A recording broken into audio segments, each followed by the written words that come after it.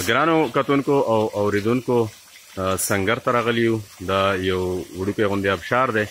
د سنگر ابشار سنگر منګوري ته نږدې یو پکنیک پوینټ دی ښایسته علاقه ده د ابشار او د شینکي به تاسو ووینئ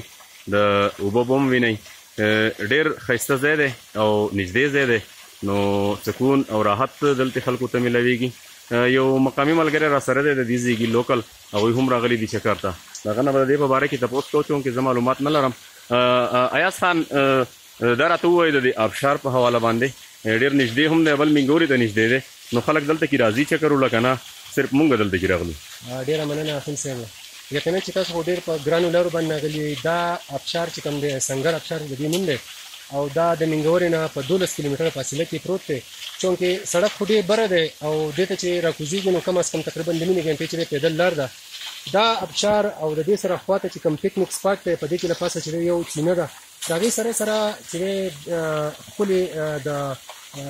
دغه ځنګل چینار چې دی د چینار ونې دي پکې او دغه شانتې چې دی پیوچ او د دې ځنګلات چې دی د هغې په منځ کې دا ابشار دی یقینا چې زبردست پکنیک سپاټ دی خو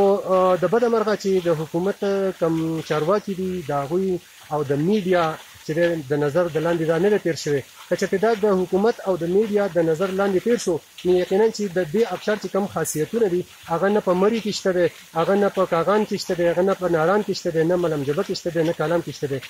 بهترین ابشار دی بهترین پکنیک سپاټ دی خو دغه یو کمزوري ده چې یاره دلته د لارې او د راتګ مسله ډېره زیاته ده ځکه دلته چې موږ راکوزېږو نو ډېر په مشکله سره راکوزېږو که دغه مسله حل شوه که دغه لوکل حل شوه یا د ګورنمنټ سیکټر چې دی هغو په دې کې کار وکړو یقینا چې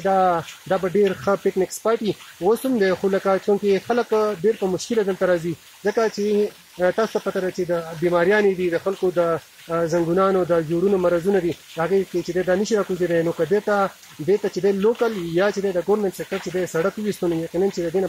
بهترین سپاټ بل نشي کېدی ایاز خان دا راته ووایه د جون میاشته ګرمي ده خو دلته کې موسم بدل دی زه محسوس کوم تاسو څه محسوس کوئ د دې ځایږي د موسم په حواله باندې بالکل بهترین دی دا د دې ځای موسم چې کوم دی نو هغه که جون جولای اګست او که چې دی جنوري دلته موسم چې دی بالکل بهترین